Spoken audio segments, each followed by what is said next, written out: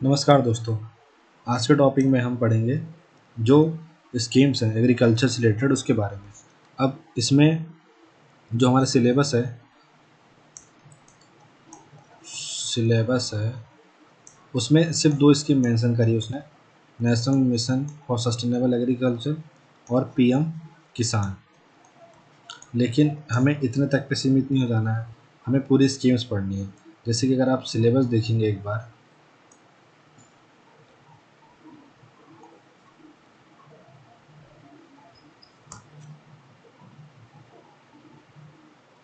जिसमें बताया गया है कि और भी वेरियस स्कीम्स पढ़नी है हमको, तो सिर्फ ये दो स्कीम जो है इसने मेंशन कर रखी है। लेकिन क्या हमें सिर्फ ये दो स्कीम्स पढ़नी है? नहीं, हमें क्या पढ़ना होगा।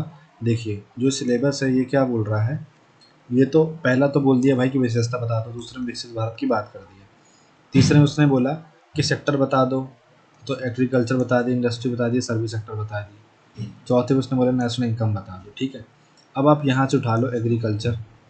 ठीक है, अब ये उठा लिए तो एक एग्रीकल्चर का टॉपिक ये, दूसरा एग्रीकल्चर का टॉपिक ये जिसमें मेजर क्रॉप बताना है, क्रॉपिंग पैटर्न बताना है। तीसरा एग्रीकल्चर का टॉपिक ये जिसमें हमें चैलेंजेस बताने हैं, क्या है उसमें प्रोडक्टिविटी डिक्लाइन क्यों हो रही है बताना है, फार्मर डिस्ट्रेस क्यों हो रहा है, और वेदर डिपेंडेंसी बताना है।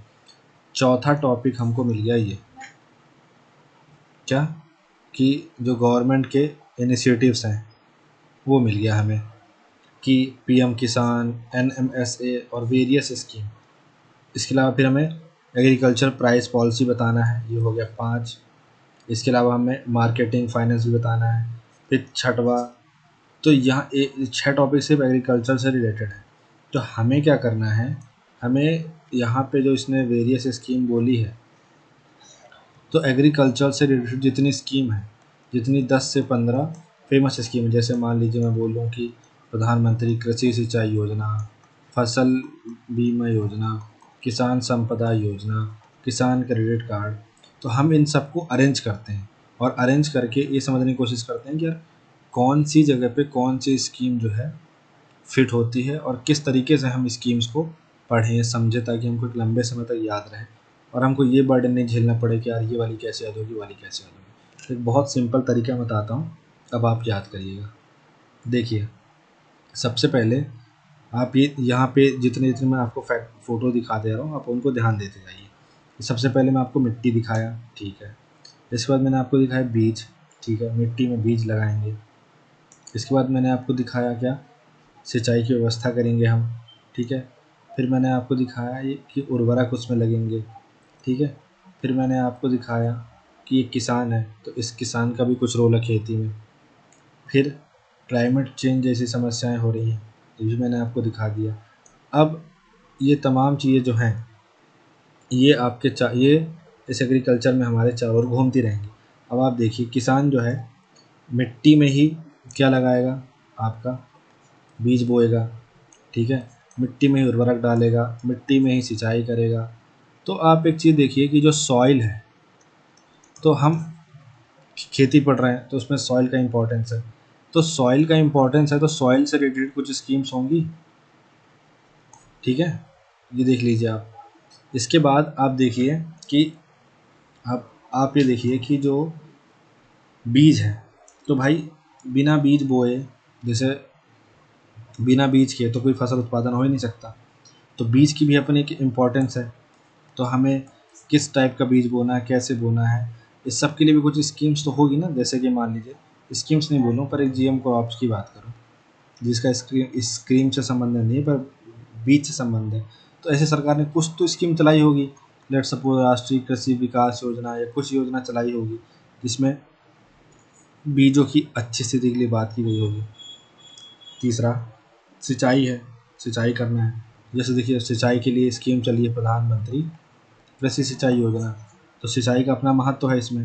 तो हम ये देखेंगे कि सिंचाई के लिए कौन सी योजना चली, फिर ये योजना चली तो इस योजना के बारे में पढ़ेंगे। ऐसे ही हम चलेंगे, जैसे फर्टिलाइज़र के लिए है तो फर्टिलाइज़र के लिए कुछ स्कीम बनी हुई कि भाई फर्टिलाइज़र का इतना यूज करना है, तो हमने क्या बना दिया कि हमने नीम कोटेड यूरिया बना दिया, फर्टिलाइज़र का सॉइल हेल्थ कार्ड बना दिया, ताकि इस सॉइल पे इतना एन डालो, इतना पी डालो, इतना के डालो, ये नहीं कि सब एक बराबर डाल दो। कौन सा उर्वरक कब डालना है, कितना डालना है, कितनी मात्रा में डालना है, सब बताया जाएगा। तो इससे रिलेटेड कुछ स्कीम होगी। फिर जैसे हमारे किसान हैं, तो किसान बेचारे अपना जीवन ख़त्म नहीं करें, आत्मदाह नहीं करें, इस संबंध में कुछ हम स्कीम बनाएंगे, उनका उत्थान हो। उनकी जो आगत लगती है किसमें, कृषि करने में, उसको हम कम करने की कोशिश करेंगे।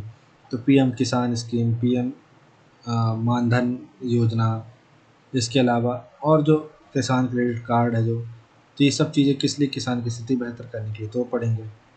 फिर जैसे क्लाइमेट चेंज है, तो क्लाइमेट चेंज में हमारा national action plan for climate change बना।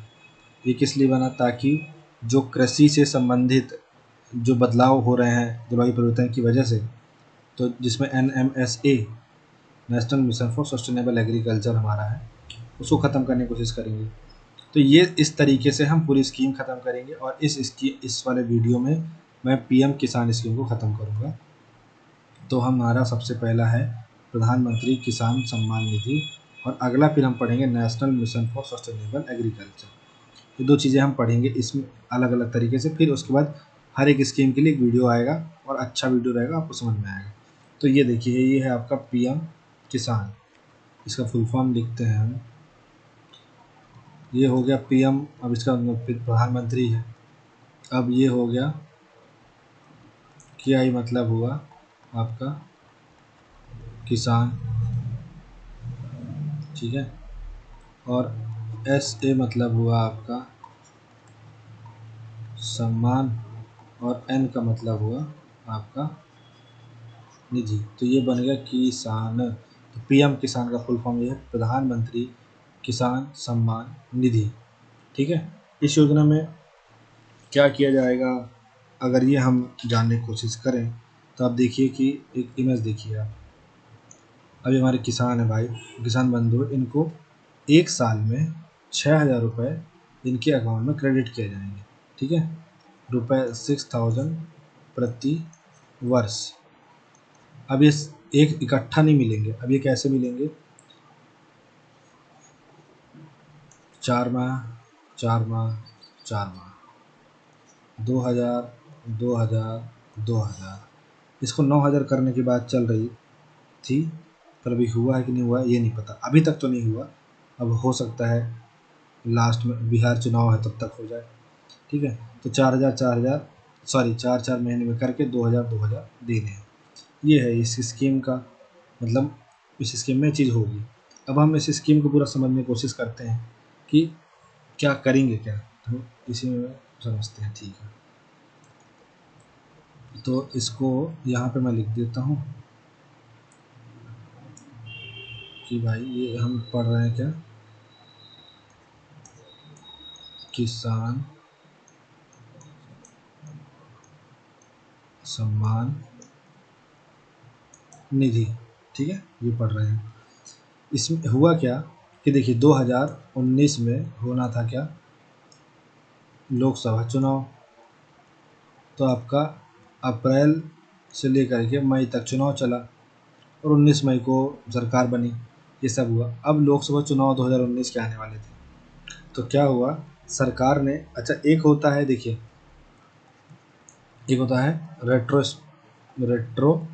रेट्रोस्पेक्टिव। रेट्रोस्पेक्टिव का मतलब ये होता है कि मैंने एक, कैसे बताऊँ, हाँ 1 फरवरी 2025 को,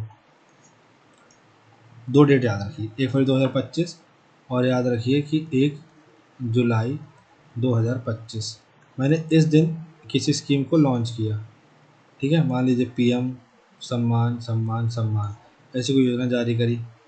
अब मैंने बोला कि भाई ये आज से तो जारी कर दिए मैंने, इसमें हम 2-2 हज़ार रुपये देंगे महिलाओं को हर 4 महीने में, ठीक है। प्रधानमंत्री महिला सम्मान निधि ऐसा चला दिए, MSN, ठीक है। अब हो गया क्या कि मैंने बोला कि भाई इसको जो है, अच्छा अब ये है 1 जुलाई 2025 से मैंने घोषणा करी कि हम पीएम महिला सम्मान निधि चलाएंगे। पर मैंने ये उनको यही बोला कि नहीं, आपको इसका लाभ आज से जो 5 महीने पहले 1 फरवरी पड़ी थी तब से आपको मिलेगा, और तब की किस्त भी आपको मिलेगी 1 फरवरी वाली, और ये वर्तमान की मिलेगी। तो किसी योजना को समय पूर्व से लागू कर देना। ठीक है, अब उस समय पे तो हम जा नहीं पाएंगे, लेकिन हाँ उस समय पे वो लागू हो गई उसके पहले वाली डेट से, तो पैसा तब से मिलने लग जाएगा। तो ऐसा ही इस स्कीम में हुआ कि इसकी घोषणा जो है वो होती है 24 फरवरी 2019 को। समझिएगा, यहाँ पे खेला है अब क्या खेला है, तो छोटी छोटी चीज़ें हमको देखना पड़ेगा कि इसकी जो घोषणा है वो कब हुई। वो आपको हुई 24 फरवरी 2019 को। ठीक है, और ये इसका क्रियान्वयन कब से हुआ या ये ऑपरेशनल कब से हुई, ये बैक डेट में हुई 1 दिसंबर 2018। ये तब से ये बैक डेट से चालू हुई। अच्छा, अब इस स्कीम के बारे में हम देखें कि ये क्या करेगी। ये एक केंद्रीय क्षेत्र केंद्रीय क्षेत्र की योजना है। 100% इसमें जो पैसा देती है वो केंद्र सरकार ही देती है। ठीक है, अब कोई नोडल एजेंसी भी होगी जो इस स्कीम को फॉलो ऑन करती होगी, तो हाँ ministry of agriculture and farmer welfare इस स्कीम का वो करती है, नोडल एजेंसी है, क्रियान्वयन करती है। अच्छा, क्या है यह स्कीम, ये तो हमने समझा ही नहीं। ये स्कीम है जो लघु और सीमांत किसान है, इनके पास 2 हेक्टेयर से भी कम ज़मीन है ना, इनको ऐसा बोला जाता है। तो लघु और सीमांत किसान को आर्थिक सहायता देने हेतु, ठीक है। अब नौ अब क्या है ये, अभी अब सभी को मिलता है, चाहे वो कितना ही बड़ा किसान है, उसके पास 500 एकड़ ज़मीन क्यों ना हो, हर किसान को मिलता है। ठीक है, ये आप याद रखना। अब सभी को मिलता है, मतलब जितने भी किसान होने चाहिए सभी को मिलता है। ठीक है, अब एक चीज़ और देखने वाली है कि फंड मतलब कितना दिया जाता है। ठीक है, तो आप देखिएगा, मैंने आपको पीछे बताया था 2000 रुपये प्रति 4 माह में। ठीक है, और साल में 6000 रुपये। ठीक, याद रखना है आपको। अब कुछ उद्देश्य होंगे बंधु इस स्कीम के। हाँ, उद्देश्य तो होंगे, तो क्या उद्देश्य हैं ये देख लेते हैं।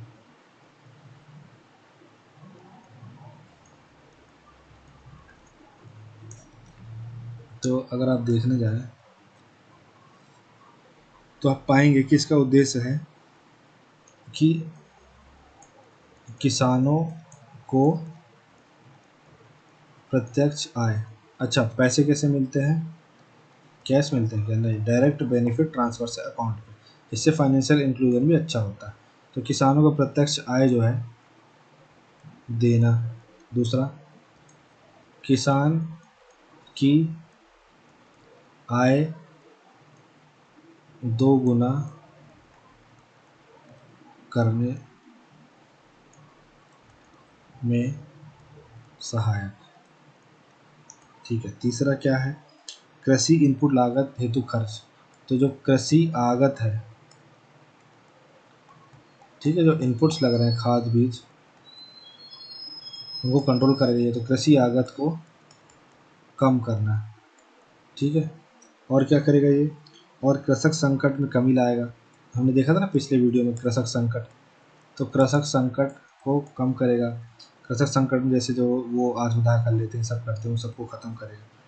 फिर उसके बाद जो आपका गैर संस्थागत ऋण है उससे आपको मुक्ति दिलवाएगा ये, मतलब किसानों को। ये इसका उद्देश्य है।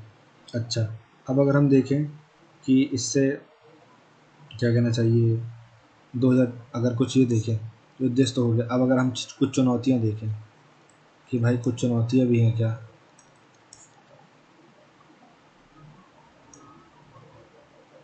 तो देख लेते हैं।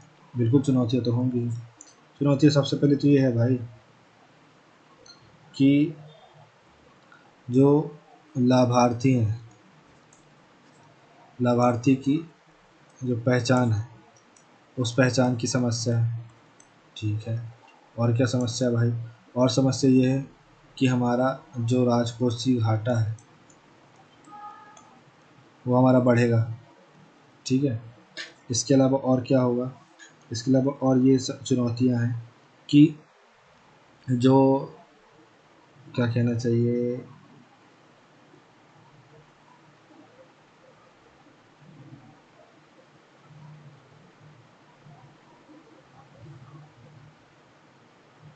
लाभार्थी की पहचान की समस्या तो बढ़ाएगा ही, राजस्व घाटा को भी बढ़ाएगा ये। ठीक है, और एक निर्भरता जो है वो पैदा करेगा किसान के ऊपर, मतलब किसान को निर्भर बनाएगा, बहुत ज़्यादा किसान को निर्भर बना देगा सरकार के ऊपर।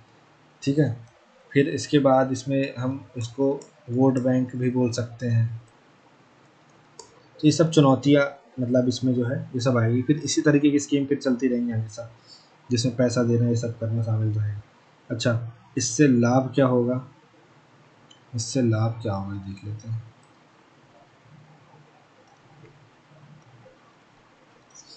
लाभ ये होगा कि प्रवास में कमी आएगी। अब जो किसान बाहर जाएगा, खेती मजदूरी करने जाएगा, वहाँ वो रहेगा, फिर वहाँ से वो घर में पैसे भेजेगा, फिर वहाँ वो रूम रेंट देगा, सब कुछ देगा, तो उसके पास महीने के आखिरी में 2-3 हज़ार रुपये बचेंगे। तो सोचेगा कि इससे अच्छा भाई मैं यहाँ साल भर में 10 हज़ार कमाऊँगा, 20 हज़ार कमाऊँगा, इससे अच्छा तो मैं बैठे बैठे 6 हज़ार कमा लूँगा और छोटा मोटा कुछ कर लेता हूँ। तो प्रवास में कमी आएगी। दूसरा, गरीबी में इतना तो कमी नहीं आएगी, पर कुछ हद तक कमी आएगी, क्योंकि आय खर्च करने के लिए तो कुछ तो मिल जाएगा। ठीक है, मैं कहता हूँ कुछ भी, something is better than nothing वाला सीन है। तो गरीबी में भी कुछ स्तर पे कमी आएगी। फिर उसके बाद जो खर्च है, उनके खर्च बढ़ेंगे। ठीक है, खर्च बढ़ेंगे तो मार्केट में पैसा फ्लो होगा। फिर उसके बाद जो कृषक संकट जो पैदा हो जाता था, तो मान लीजिए जो ये केस चलता था आत्मदाय का, ये जो है कम हो जाएगा। तो ये तमाम चीज़ें होंगी।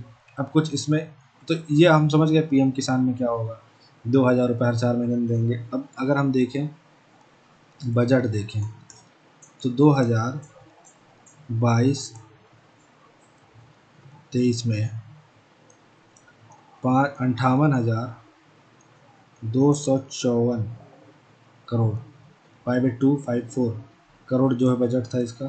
और 2024-25 में, इस साल का मैंने नहीं देखा है, पिछले साल बता रहा हूँ, 60,000 करोड़ थी, मतलब ये बढ़ा है पिछले साल तुलना में। और 11.8 करोड़ किसान डायरेक्ट जो है उसका लाभ ले रहे हैं। ठीक है, तो इस तरीके से जो पीएम किसान, हम प्रधानमंत्री किसान सम्मान निधि है, वो जो है अपने किसान बंधुओं के लिए बहुत सहायक है। और अगर हम देखें इसमें एक निष्कर्ष के रूप में देखें,